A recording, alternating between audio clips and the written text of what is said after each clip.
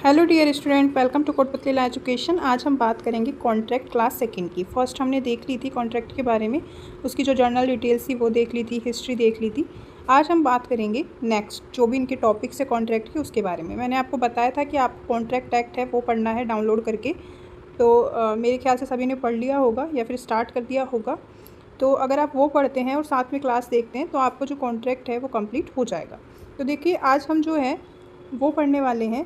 एक तो कॉन्ट्रैक्ट के लिए जो भी चीज़ें ज़रूरी थी, अगर किसी ने सेक्शन सेकंड देखा होगा तो उसमें सबसे फर्स्ट पे है ऑफ़र, मतलब जहाँ से कॉन्ट्रैक्ट की स्टार्टिंग होती है ऑफ़र, फिर उसके बाद एक्सेप्टेंस, और साथ ही में ये भी पढ़ेंगे कि जो कॉन्ट्रैक्ट है वो किससे बनता है। मींस एग्रीमेंट जितने भी होते हैं वो सारे ही कॉन्ट्रैक्ट में चेंज हो जाते हैं, या फिर जितने कॉन्ट्रैक्ट होते हैं वो क्या सारे एग्रीमेंट होते हैं। तो ये बहुत कंफ्यूजिंग वाला क्वेश्चन रहता है, पर बहुत इजी है समझने में। देखो, इसलिए आज हम 3 तो ये पढ़ेंगे और एक प्लस में ये पढ़ेंगे कि कौन कॉन्ट्रैक्ट कर सकता है। मींस कॉन्ट्रैक्ट करने के लिए कौन कॉम्पिटेंट है, या फिर हम बात करें कौन सक्षम है। ये 4 चीज़ आज हम इस क्लास में देखने वाले हैं, और जिनमें से आपके एक के क्वेश्चन ज़रूर बनता है। मतलब जो आपके 5 क्वेश्चंस बनेंगे तो यहाँ से मान के चलो आपके 2 क्वेश्चन बन जाएंगे इन दोनों क्लासेस में। तो देखो यहाँ क्या होगा, अब आपके जैसे सेमेस्टर सिस्टम है तो छोटे भी क्वेश्चंस बनेंगे, तो यहाँ से क्वेश्चन है जो कि ज़्यादा बनेंगे आपके। अब देखो, हमें सबसे पहले पढ़ना क्या है, ये पढ़ना है हमें कि जो भी कॉन्ट्रैक्ट्स होते हैं, ऑल कॉन्ट्रैक्ट, या आप नोट भी कर लीजिए साथ में, ऑल कॉन्ट्रैक्ट आर एग्रीमेंट। ठीक है, ऑल कॉन्ट्रैक्ट आर एग्रीमेंट, मतलब जितने भी कॉन्ट्रैक्ट होते हैं वो सभी एग्रीमेंट के बाद ही कॉन्ट्रैक्ट बनते हैं। तो इसका मतलब क्या हुआ कि जितने भी कॉन्ट्रैक्ट हैं वो सारे एग्रीमेंट हैं। ठीक है, मीन्स करार हैं, सभी संविदाएँ जो है करार होती हैं। ठीक है, हिंदी में ये होता है इसका मीनिंग। अब यहाँ पे आप लिखो बट, उसके बाद all agreement are not contract. अब इसका मीनिंग समझो। पहले वहाँ पे लिखा था कि ऑल कॉन्ट्रैक्ट आर एग्रीमेंट, और यहाँ लिखा है all agreement are not contract. क्योंकि यहाँ पे जब हमने कॉन्ट्रैक्ट की डेफिनेशन देखी थी तो वहाँ क्या लिखा हुआ था, enforceable by law. Agreement enforceable by law वही कॉन्ट्रैक्ट बनेंगे, अदरवाइज़ वो एग्रीमेंट ही रह जाएंगे, कॉन्ट्रैक्ट नहीं बनेंगे। तो यहाँ पे बताया कि वही एग्रीमेंट हैं जो कि कॉन्ट्रैक्ट बनेंगे, जो कि लीगल होंगे। ठीक है, एनफोर्सेबल बाय लॉ होंगे, अदरवाइज जो एग्रीमेंट है वो एग्रीमेंट ही रह जाएंगे, कॉन्ट्रैक्ट नहीं बनेंगे। इसलिए सारे एग्रीमेंट है जो कि कॉन्ट्रैक्ट नहीं बनते हैं, ये आपको भी पता है। तो यहाँ पे वही लाइन लिखी हुई है, इसमें कन्फ्यूजिंग होने वाला कोई सवाल नहीं है। और ये क्वेश्चन है जो कि ऐसे क्वेश्चन आपके ज़रूर एग्ज़ाम में बनते हैं। अब देखो एग्रीमेंट करने के लिए क्या क्या चीज़ें ज़रूरी होती हैं। अब अगर जब आप कॉन्ट्रैक्ट एक्ट पढ़ लोगे तो सेक्शन 2 है, अगर आप उसको पढ़ लिए तो सारे क्वेश्चन आपके ईजीली सॉल्व हो जाएंगे। कैसे, देखो यहाँ पे लिखा हुआ है कि एग्रीमेंट कैसे बनता है। तो देखो, पार्टीज़ होनी चाहिए, मींस दो जो है पार्टी होनी चाहिए, 2 और मोर पार्टीज़, मतलब 2 पक्षकार ज़रूरी हैं। उसके बाद मैंने एक पैन का एग्जांपल दिया था, जिसने ने फर्स्ट क्लास देखी होगी वही ये वाली क्लास अच्छे से समझ सकता है। आप पहले फर्स्ट क्लास देखें, उसके बाद सेकेंड देखें। ठीक है, तो देखो यहाँ पार्टीज़ हैं ए और बी। यहाँ पे पेन का एग्जाम्पल लिया था हमने 10 रुपीज़ का। अब यहाँ पे ऑफ़र और प्रपोजल हुई थी पेन की। ठीक है, तो वो कहाँ है, ऑफ़र की जो मैंने डेफिनेशन बताई भी थी कहाँ है, 2A में, और एक्सेप्टेंस की कहाँ है, 2B में। ठीक है, मतलब एग्रीमेंट के लिए ऑफ़र भी ज़रूरी है, एक्सेप्टेंस भी ज़रूरी है। उसके बाद मैंने कहा था दोनों प्रॉमिस कर लिए कि ठीक है मैं आपको जो है 10 रुपीज़ का पेन दे दूँगा, और ये बोल रहा है कि ठीक है मैं आपको 10 रुपीज़ दे दूँगा। तो ये प्रॉमिस भी हो गया यहाँ पे। ठीक है, when by proposal is accept it become a promise. तो यहाँ पे 2C आएगा, यहाँ पे B गलत लिख रखा है, 2C आएगा। ठीक है, तो यहाँ पे क्या हो गया, प्रॉमिस बन गया। अब उसके बाद हुआ जो 10 रुपीज़ हैं वो एक के लिए क्या है, कंसिडरेशन है, और बी के लिए कंसिडरेशन क्या है, उसका पेन। ठीक है, तो ये क्या है, it is the price for the promise, it is the return one gets for his act और ओमिशन। मतलब आप जो काम कर रहे हो उसके एक दूसरे के बदले कुछ मिलना चाहिए, कीमत मिलनी चाहिए। तो वो क्या हो गया, कंसिडरेशन मीन्स प्रतिफल, पैसे मिलने चाहिए आपको। ठीक है, तो ये होता है एग्रीमेंट के लिए ज़रूरी। अब एग्रीमेंट क्या होता है, तो एग्रीमेंट है जो कि 2E में दे रखा है। अगर ऐसा क्वेश्चन आता है कॉन्ट्रैक्ट और एग्रीमेंट वाला, all contract are agreement but जो all agreement are not contract, तो उसके लिए आपको ये सारी चीज़ें लिखनी होंगी। An agreement is there of a promise और set of promise forming consideration, मतलब आप जब कोई प्रॉमिस करते हैं, मान लो पैन वाला ही प्रॉमिस किया, तो किसके लिए हुआ था ये 10 रुपये मीन्स 10 रुपीज़ के लिए, और इसका किसके लिए हुआ था पैन के लिए। तो ये क्या हुआ, ये एग्रीमेंट हो गया। अब एग्रीमेंट कॉन्ट्रैक्ट में कैसे चेंज होगा, एग्रीमेंट इस तरीके से चेंज होगा जब ये दोनों चीज़ें, ये इसको 10 रुपीज़ दे देगा और ये इससे पैन ले लेगा, और ये एक लीगल होना चाहिए। अब एग्रीमेंट है, देखो यहाँ पे बता रखा है एग्रीमेंट प्रॉमिस और सेट ऑफ प्रॉमिस। अब यहाँ पे आप ये वाला फार्मूला लिख सकते हो, इसलिए ईजिली समझ भी सकते हो। प्रॉमिस और set of promise means offer plus acceptance plus consideration for all the parties, तो क्या बन जाएगा एग्रीमेंट। ये होता है एग्रीमेंट की स्टेप। अब हम हिंदी में भी पढ़ लेते हैं एक बार, और अच्छे से समझ जाओगे आप। देखो 2A में क्या है, प्रस्ताव की परिभाषा दे रखी है, ठीक है, और ये आपको पूरा पढ़ना पड़ेगा, और ये पहले हम यहाँ से समझेंगे फिर हिंदी में पढ़ेंगे, ठीक है। एग्रीमेंट प्रॉमिस और set of promise offer plus acceptance plus consideration all of party, ये हमने समझा था। इसके बाद आप ये एग्जाम्पल देंगे। Example means if A 7 year old boy buying ice cream, ये हिंदी में बता रही हूँ मैं आपको, हिंदी में भी पढ़ सकते हैं आप। 7 ईयर ओल्ड बॉय है जो कि आइसक्रीम ख़रीदने के लिए वेंडर ए गिविंग 10 रुपीज़ देता है। In become a an agreement, this is because boy offer buy ice cream and vendor accept the offer which make it a promise. मतलब ये क्या हुआ कि जब वो आइसक्रीम ख़रीदने के लिए तैयार हो गया और वेंडर है, मतलब जो आइसक्रीम बेच रहा है, वो देने के लिए तैयार हो गया, तो ये क्या हो गया, एक प्रॉमिस बन गया। अब जैसे वो कंसिडरेशन देता है एक दूसरे को, मतलब उसके लिए तो कंसिडरेशन क्या होगी आइसक्रीम, और एक के लिए क्या होगी उसकी मनी 10 रुपीज़। तो ये जब पूरा हो जाएगा तो क्या बन जाएगा कॉन्ट्रैक्ट, ठीक है। तो कंसिडरेशन यहाँ पे देनी होगी। अब देखो यहाँ क्या हुआ, कॉन्ट्रैक्ट कब बनेगा, जब ये एनफोर्सेबल बाय लॉ होगा। अब मान लो लीगल ही नहीं है तो किस तरीके से होगा, कॉन्ट्रैक्ट होगा ही नहीं। अब देखो how is a contract form, contract is a lawful agreement. अब आपको बताना है कि कॉन्ट्रैक्ट है वो एक लॉफुल एग्रीमेंट है और ये एनफोर्सेबल बाय लॉ होता है, और ये आपको इसके पूरा प्रोसेस या फिर एक फार्मूला बताना होगा।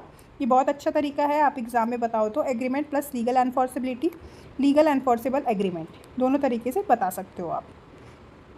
एग्रीमेंट एंड कॉन्ट्रैक्ट डिफरेंस बताने होंगे कि एग्रीमेंट क्या होता है और कॉन्ट्रैक्ट डिफरेंस क्या होते हैं। तो देखो यहाँ बता रखा है कॉन्ट्रैक्ट के बारे में। देखो वॉइडेबल एग्रीमेंट होगा तो कॉन्ट्रैक्ट नहीं बनेगा, एग्रीमेंट एनफोर्सेबल बाय लॉ होगा तो ही बनेगा, और agreement not enforceable by law तो नहीं बनेगा। तो देखो अंदर जो ये है इसके अंदर कौन सी जा रही है, सिर्फ ये line, agreement enforceable by law तो ही क्या बनेगा कॉन्ट्रैक्ट, ठीक है, तो ही कॉन्ट्रैक्ट बनेगा। तो आप देख भी सकते हो यहाँ पे सिर्फ यही लाइन अंदर जा रही है, तो यही वाला जो है डिफरेंस आपको पता होना चाहिए। बाकी आप देख सकते हो all contract are agreement but all agreement are not contract, क्योंकि सारे एग्रीमेंट तो लीगल होते ही नहीं है। The statement can understood from the above Venn diagram, इस डायग्राम से आप समझ गए होंगे कि ये कहना क्या चाह रहा है कि ऑल एग्रीमेंट कॉन्ट्रैक्ट क्यों नहीं होते। The agreement which are enforceable under the law of the land become contract which are denote by the inner circle, ठीक है, मतलब वही बताया कि जो डिनोट सर्किल पे जा रहा है वो तो क्या होगा यहाँ एनफोर्सेबल होगा, अदरवाइज सारे क्या हो जाएंगे वॉइड और एग्रीमेंट ही रह जाएंगे, कॉन्ट्रैक्ट नहीं बनेगा। तो अब आपको ये जो क्वेश्चन है ये वाला all contract are agreement but all agreement are not contract, ये वाला अच्छे से तैयार कर लेना है। इसके लिए आपको एक सेक्शन 10 है वो पढ़ना होगा, ठीक है, सेक्शन 10 पढ़ लो। साथ ही में कॉन्ट्रैक्ट की डेफिनेशन, एग्रीमेंट की डेफिनेशन, इनके जो एसेंशियल एलिमेंट है कॉन्ट्रैक्ट के एग्रीमेंट के, वो मैंने कॉन्ट्रैक्ट के फर्स्ट वाली क्लास में बता दिए थे। एग्रीमेंट के अभी ऊपर बताएं हैं आपको, पार्टीज़, ऑफर, एक्सेप्टेंस, ये वाले, ये सारे लिखने के बाद एग्जाम्पल आप खुद के मन से भी दे सकते हो, और भी जो आपके एग्जाम्पल है बुक्स वगैरह के अंदर वो भी इसमें सेट कर सकते हो। अब देखो एग्रीमेंट से कॉन्ट्रैक्ट किस तरीके से, देखो requirement and agreement of the valid contract, competency मतलब सक्षम पक्षकार हो, आप हिंदी वाले जो हिंदी मीडियम हैं स्टूडेंट वो भी समझ सकते हैं, सक्षम पक्षकार हो, फ्री कंसेंट हो, वही अगर आप सेक्शन 10 पढ़ लोगे ना तो इसी में ही सारी ये चीज़ें दे रखी हैं, वहीं सारी ये चीज़ें दे रखी हैं सेक्शन 10 में, इसको पढ़ना बहुत ज़रूरी है। और अगर ये वाला क्वेश्चन आता है ऑल कॉन्ट्रैक्ट वाला तो इसमें आपको सेक्शन 10 की डेफिनेशन पूरी एज इट इज़ लिखनी होगी। तो आप लिख सकते हो कि क्या क्या लिखना होगा। एक तो सेक्शन 2A ऑफ़र, एक्सेप्टेंस, ठीक है, एग्रीमेंट की, साथ ही में 2E और 2H जो है कॉन्ट्रैक्ट की, और सेक्शन 10 ये लिखना होगा। तो इस तरीके से क्या है, आप पूरी चीज़ें समझ सकते हो। इसके बाद देखो, कंपटेंसी ऑफ पार्टी, सक्षम पक्षकार, फ्री कंसेंट मतलब स्वतंत्र सहमति, सेक्शन 15 पढ़ोगे, 16, 17, तो ये उसमें पता लग जाएगा। लॉफुल कंसिडरेशन एंड ऑब्जेक्ट मतलब जो आपका उद्देश्य है और आपका प्रतिफल है, ये आपका लॉफुल होना चाहिए, मतलब कानूनी रूप से सही होना चाहिए। Not expressly declare to be void, ना ही उसको वॉइड किया गया हो, मतलब शून्य घोषित किया गया हो। अब आप ये कंपेटेंट पार्टी के बारे में भी पढ़ सकते हो कि 18 ईयर एज हो, साउंड माइंड हो, ये सारे आप एक एक का, जो अभी हम कंपेटेंट कॉन्ट्रैक्ट के बारे में और भी पढ़ेंगे, तो आप इजीली जो इनके बारे में है और भी अच्छे से पूरा एक एक करके, जैसे हम देखते हैं बीए बीएससी जब हमने की होगी तो पॉइंट्स को एक एक एक्सप्लेनेशन देते हैं, वो भी आपको देनी पड़ेगी। उसके बाद है ऑफ़र। ऑफ़र के बारे में पढ़ते हैं हम। देखो, टाइप ऑफ ऑफ़र, और ऑफ़र के पढ़ने से पहले हम पढ़ेंगे पहले हाँ, ये वाला जो क्वेश्चन है यही पूरा कंप्लीट कर लेते हैं, उसके बाद फिर हम ऑफ़र के बारे में देख लेंगे। देखो, all agreement are not contract, तो वही आपको सेक्शन 2E मैंने अभी आपको जस्ट ऊपर बताया है, उसकी डेफिनेशन देनी होगी, एग्जाम्पल देना होगा। आप ये वाला एग्जाम्पल भी दे सकते हो। A promise deliver his book, B in return of B promise pay to 1000, मतलब बी है जो उस बुक के बदले उसको 1000 दे देगा। A there side B an agreement between A and B, यहाँ पे क्या हो गया, ए एंड बी में एग्रीमेंट हो गया। After acceptance of the offer proposal it become a promise, promise is the result of offer acceptance. तो ये आप एग्जाम्पल दे सकते हो। अब हम पढ़ेंगे ऑफ़र के बारे में, ठीक है। तो सबसे पहले हम इंग्लिश में देखेंगे, फिर हिंदी में, ठीक है। ये वाला क्वेश्चन है जो कि कंप्लीट हो गया। तो देखो, यहाँ बता रखा है 2A में प्रपोजल के बारे में। यहाँ आपको प्रपोजल की डेफिनेशन लर्न करनी है, वही कि अगर कोई भी आप, ये जो मान लो शॉप है, ठीक है, या फिर आपके पास कोई सामान है, बुक वगैरह है, या फिर आप बात करें जैसे कोई भी सामान है घर का, फर्नीचर है, ये सब, जैसे मान लो OLX है, सिंपल सी बात आपको, क्योंकि आजकल क्या है सभी ऑनलाइन शॉपिंग पे ध्यान देते हैं। जैसे OLX है, उसमें बहुत सारा सामान रहता है, तब आप वहाँ पे क्या है, ऑफ़र हो रहा है आपको सामान, आप ख़रीदने के लिए, अब आप एक्सेप्टेंस आप खुद करोगे, बट ऑफ़र है जो आपको कोई और कर रहा है, तो उसको क्या बोलेंगे, ऑफ़र। यहाँ एक लीगल लैंग्वेज में ये पूरी डेफिनेशन लिखी हुई है, इसको आपको तोड़ तोड़ के याद कर सकते हो। जैसे वन पर्सन, यहाँ से फिर will signify to another person, यहाँ तक हिज विलिंगनेस टू डू, यहाँ फिर नो टू डू समथिंग, मतलब ऐसे तोड़ तोड़ के याद करनी होती है ये। तो इस तरीके से आप इसको याद कर सकते हो। अब हम इसकी हिंदी में भी देख लेते हैं। यहाँ पे देखो, यहाँ पे बता रखा है 2A में प्रस्ताव को इस प्रकार परिभाषित किया है, जब एक व्यक्ति किसी अन्य व्यक्ति को कुछ करने या ना करने की अपनी इच्छा से अवगत कराता है, मतलब या तो मान लो वो बेचना चाह रहा हो, कुछ चीज़ देना चाह रहा हो या नहीं देना चाह रहा हो, ताकि ऐसे कार्य परहेज के लिए उस व्यक्ति की सहमति प्राप्त की जा सके, ठीक है। मैं मान लो आपको फर्नीचर दिखा रही हूँ कि मेरे घर में बहुत फर्नीचर है, अगर आप ख़रीदना चाहते हो तो बताओ, तो मैं मतलब आपको सहमति चाहती हूँ ना कि भाई आप खरीदें, आपके सामने मैं पेश कर रही हूँ चीज़ें, तो उसे क्या कहते हैं, प्रस्ताव। पेशकश भी मतलब समझाने के लिए पेशकश, बस आपको प्रस्ताव लिखना है, ठीक है। अब यहाँ पे बताना है प्रस्ताव की जो कुछ कैरेक्टरिस्टिक्स हैं, मतलब अनिवार्यताएं हैं। देखो, प्रस्ताव देने वाले व्यक्ति को वचनदाता कहते हैं, कि आप, मैं किसी को वचन दे दूँ कि हाँ मैं फर्नीचर आपको ही दूँगी, और उसे क्या कहते हैं, प्रस्तावक या वचनदाता। तो ये जो नेम है ये याद रखने हैं आपको। जो व्यक्ति ऐसे प्रस्ताव को स्वीकार करता है, मतलब मान लो दूसरा आपने, सामने वाला आप खुद एक्सेप्ट कर रहे हो, ठीक है, तो उसको क्या कहेंगे, स्वीकार करता। प्रस्तावक को किसी कार्य करने ना करने की इच्छा व्यक्त करनी होगी, मतलब आपको ये तीनों पॉइंट लिखने हैं, ये आपके डेफिनेशन में से ही आए हैं। प्रस्ताव है जो दोनों तरीके का हो सकता है, पॉजिटिव नेगेटिव कुछ भी हो सकता है प्रस्ताव, तो कोई फिक्स तो नहीं है ना कि क्या ही होगा। इसके बाद है यहाँ पे ये टाइप ऑफ ऑफ़र। देखो, ये टाइप्स हैं, मतलब प्रस्ताव के प्रकार हैं। एक्सप्रेस हो, इम्प्लाइड हो, जर्नल हो, स्पेसिफिक हो, क्रॉस हो, और कंटिन्यू हो, और काउंटर हो, ये सारे क्या हैं, प्रस्ताव के प्रकार हैं। तो ये भी आपको एग्ज़ाम में लिखने होंगे। अब देखो, ये आप एग्ज़ाम्पल हैं जो कि ये यूज़ कर सकते हो। अब देखो, इसको एक एग्ज़ाम्पल मैं आपको समझा देती हूँ, बाकी आप खुद ही समझ जाएंगे। देखो, जहाँ ए बै को बताता है कि वह वर्ष 2006 के अंत में उससे विवाह करने की इच्छा रखता है, ठीक है, मतलब मान लो या ए बै की जगह अगर हम कोई नाम दे दें, जैसे मान लो राम है और सीता है, ठीक है, को बताता है कि वह वर्ष 2006, राम सीता को बताता है कि उससे विवाह करने की इच्छा रखता है 2006 के अंत में। यह कोई प्रस्ताव सर्जित नहीं हुआ तब तक कि उसने, जब तक कि वह उसने न कहे कि क्या तुम मेरे साथ विवाह करोगी, अपनी इच्छा का संज्ञापन करे और उसी समय बी की सहमति प्राप्त करे, मतलब सीता की सहमति प्राप्त करे। भैया अब मैं बता रही हूँ कि मैं तो आपको फर्नीचर बेचूंगी, ठीक है, ठीक। अगर हम शादी को हटा के बात करें तो आप खुद भी तो एक्सेप्ट करो ना कि हाँ मैं लूँगा। आप कोई हाँ ना कुछ जवाब ही नहीं दिया, आपने अपनी इच्छा को जाहिर ही नहीं किया, तो वो क्या होगा, वो कोई प्रस्ताव नहीं होगा, ठीक है। इसी तरीके से आपको समझना है। प्रस्ताव को जो हमने ऊपर टाइप्स देखे थे, अब यहाँ पे ये पूरी डेफिनेशन के साथ है हिंदी मीडियम्स के लिए। देखो, सामान्य प्रस्ताव है जिसको हम जनरल ऑफर बोलते हैं, सेक्शन 8 में इसकी डेफिनेशन है। फिर है विशेष प्रस्ताव, ठीक है, जहाँ तक कि विशिष्ट और विशेष व्यक्ति के लिए किया जाता है, मतलब पर्टिकुलरली कोई एक किसी के लिए। और जो जर्नल है वो क्या होगा, वो सभी के लिए ही हो जाएगा, ठीक है। जैसे OLX वगैरह पे डाल दिया, या फिर कोई जैसे दवाई कंपनीज़ वगैरह हैं, ये वाला आपको लिखना होगा। ये केस है, आप सर्च भी कर सकते हो, आपके पास कोई बुक्स वगैरह है तो उसमें भी देख सकते हो। कार्लिल बनाम कार्बोलिक स्मोक बॉल कंपनी, ये हाईलाइटेड केस है। विशेष प्रस्ताव है। फिर है प्रति प्रस्ताव, ठीक है, टेन हाफमेंट कंपनी है का है ये। और फिर है विरुद्ध प्रस्ताव काउंटर, ठीक है। तो इस तरीके से ये सारे प्रस्ताव के प्रकार हैं। प्रस्ताव के संबंधित नियम भी दे रखे हैं कि प्रस्ताव है जो कि विधिक संबंध सर्जित करने के लिए होना चाहिए, क्योंकि जब भी तो कॉन्ट्रैक्ट बनेगा, बाद में जाके लीगल क्रिएशंस होंगी, लीगल रिलेशंस बनेंगे, इस तरीके से। फिर है एक आता है क्वेश्चन आपका, what is invitation to offer, मतलब इन्विटेशन टू ऑफर क्या होता है। वो जो कार्लिल स्मोक बॉल कंपनी है, ठीक है, उसमें भी ऐसे ही था कि उसमें दवाई के लिए सबको बोला जाता है कि अगर कोई भी लेगा तो उससे बीमार नहीं होगा, अदरवाइज़ कंपनी है उसको जो है देगी अगर कोई बीमार होता है। तो इस तरीके से क्या इन्विटेशन देते हैं हम लोग। अब यहाँ देखो, यहाँ आपको बताना है कि इन्विटेशन टू ऑफर क्या होता है। यहाँ प्रस्ताव के आमंत्रण के में प्रस्तावक द्वारा इस बात की रजामंदी नहीं होती कि वह अपने प्रस्ताव में बाध्य है।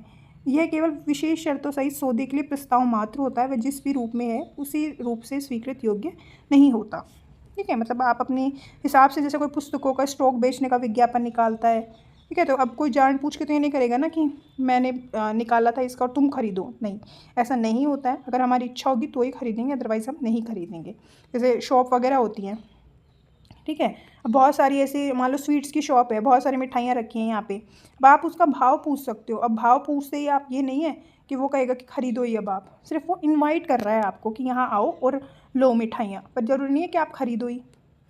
एक यहाँ पे केस भी है, हार्वे बनाम फैसी, ठीक है, ये आपको केस लिखना होगा। इसमें अगर इनविटेशन टू ऑफ़र आता है तो या पढ़ भी सकते हो, बहुत इजी है, ठीक है। जब तक आप सहमति नहीं बताओगे तब तक कोई भी ऑफ़र है जो कि मान्य नहीं होगा। उसके बाद है एक्सेप्टेंस। एक्सेप्टेंस नाम से समझ में आ रहा है स्वीकृति। 2B में इसकी डेफिनेशन है कि जब प्रस्ताव किया जाए तो स्वीकृति के लिए भी कोई होना चाहिए, ठीक है। प्रस्ताव और स्वीकृति के बीच संबंध क्या होता है, जैसे बारूद के ढेर में माचिस की तिल्ली, ठीक है। ये इसमें केस का नाम है, क्वेश्चन भी बनता है। इस परीक्षण का वही प्रभाव है, स्वीकृति बंदूक से निकली गोली के समान है जो वापस नहीं होती। अब मैंने एक बार कह दिया कि नहीं मुझे तो ये चाहिए ही, तो मैं वापस बार बार मना कोई ना करूँगी कि नहीं मुझे नहीं चाहिए, ठीक है। तो इस तरीके से क्या, बंदूक से अगर जैसे गोली निकल गई तो वो जरूरी कोई ना वापस ही आएगी, या फिर हम उसको पकड़ सकते हैं, नहीं, वो तो जाएगी सीधे। इसके लिए ये वाली लाइन है जो कि यूज़ की गई है। किंतु एक अवसर उस व्यक्ति के पास है कि वह माचिस की तिल्ली का प्रयोग करने से पहले उस कार्य से अलग कर ले। इसका अर्थ है कि प्रस्ताव एक बार स्वीकृत हो जाने के बाद संविदा बन जाता है। प्रस्ताव को स्वीकृत होने से पहले वापस लिया जा सकता है, ठीक है। मतलब आप सिर्फ भाव ही पूछ के आ गए, आप तोल के डलवा लिए तो क्या होगा, वो वापस नहीं लेते, ठीक है। तो ये क्या हुआ, इसके लिए यूज़ किया जाता है। ये कुछ इसके रूल्स हैं एक्सेप्टेंस के। स्वीकृति पूर्ण और बिना शर्त होनी चाहिए, मतलब कोई इसमें कंडीशन ना हो। और उसके बाद है स्वीकृति संवहन होनी चाहिए, मतलब कम्युनिकेट होनी चाहिए। आपको पता होना चाहिए कि प्रस्ताव किस चीज़ का है, कौन सी रेट पे दे रहा है, और आपके मन मुताबिक है या नहीं है, जो आप बोल रहे हैं वही दे रहा है ना, इसलिए कम्युनिकेशन होनी चाहिए। ये इंग्लिश में है इसके, देखो, it must be given by the offence offeree, और एब्सोल्यूट एंड अनकंडीशनल होना चाहिए, और प्रिस्क्राइब मैनर होनी चाहिए, बी कम्युनिकेट होना चाहिए, एक्सप्रेस और इम्प्लाइड होना चाहिए, फॉलो द ऑफर, और विद इन रीजनेबल टाइम में हो जाना चाहिए। आप यहाँ भी देख सकते हो, इंग्लिश में लिखा हुआ है, आप पढ़ सकते हो। Acceptance by conduct. फिर उसके बाद है कैपेसिटी टू कॉन्ट्रैक्ट। कॉन्ट्रैक्ट कौन कर सकता है, तो सेक्शन 11 आपको पढ़ना होगा। एवरी पर्सन जो है कॉम्पिटेंट है, पर who is of age majority according, मतलब मेजॉरिटी की जो एज है वो डिसाइड है साथ में 3 चीज़ बताइए कि साउंड माइंड नहीं होना चाहिए, डिस्क्वालीफाई नहीं होना चाहिए किसी भी लॉ के अकॉर्डिंग, और मेजर होना चाहिए, मतलब 18 ईयर का तो एटलीस्ट हो ही। अब यहाँ एक केस था, ठीक है, वो भी समझेंगे।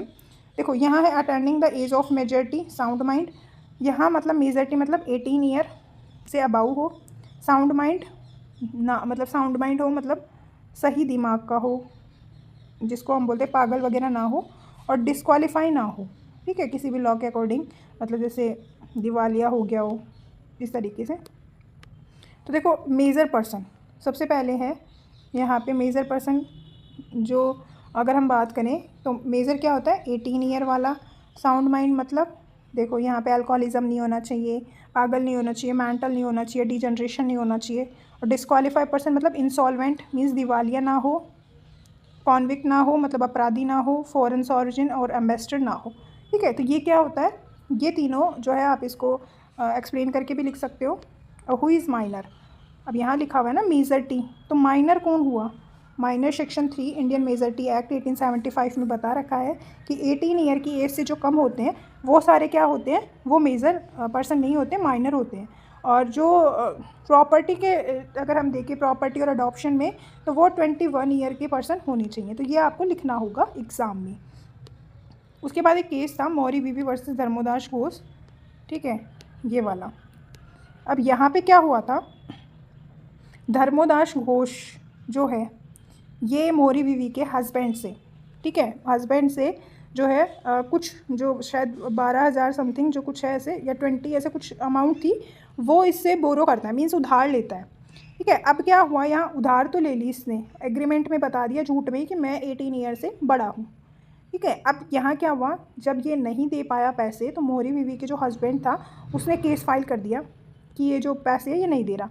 बाद में जब कोर्ट ने छानबीन की तो पता लगा ये तो 18 ईयर से कम है, तो कोर्ट ने फिर उसमें क्या हुआ था कि जो इसका मोहरी बीवी जी का जो हस्बैंड था वो एक्सपायर हो गया था, और फिर मोहरी बीवी ने केस लड़ा था।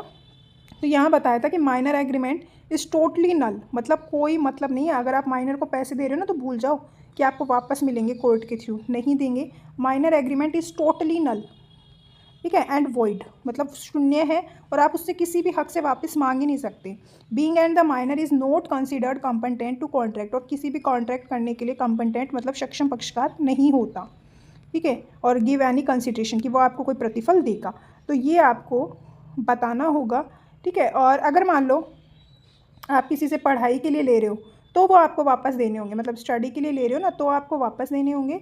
अदरवाइज़ आप जो है अगर वैसे कोई कॉन्ट्रैक्ट करते हो 18 ईयर से कम बच्चे के साथ तो वो वापस नहीं देगा आपको, ठीक है, क्योंकि ऐसा एग्रीमेंट कॉन्ट्रैक्ट कोई आप कर ही नहीं सकते, क्योंकि कोर्ट है जो कि वो बता रखा है कि वो नल होता है, मीन्स जीरो है, उसका कोई वैल्यू नहीं होती, ठीक है। तो ये पूरी हमने 3-4 चीज़ें पढ़ी हैं सबके बारे में। तो आप सबसे अच्छा है कि आप सेक्शन जो हैं आप पढ़ने लग जाओ, 2, 3, 4, 5 जो कि ऑफ़र एक्सेप्टेंस के बारे में बता देगा, और 2 है वो तो सबके बारे में बता देगा। उसके बाद में है 10, 11 पढ़ लो, वो आपको जो है इसमें कॉन्ट्रैक्ट के बारे में और इसमें कॉम्पिटेंसी के बारे में बता देगा।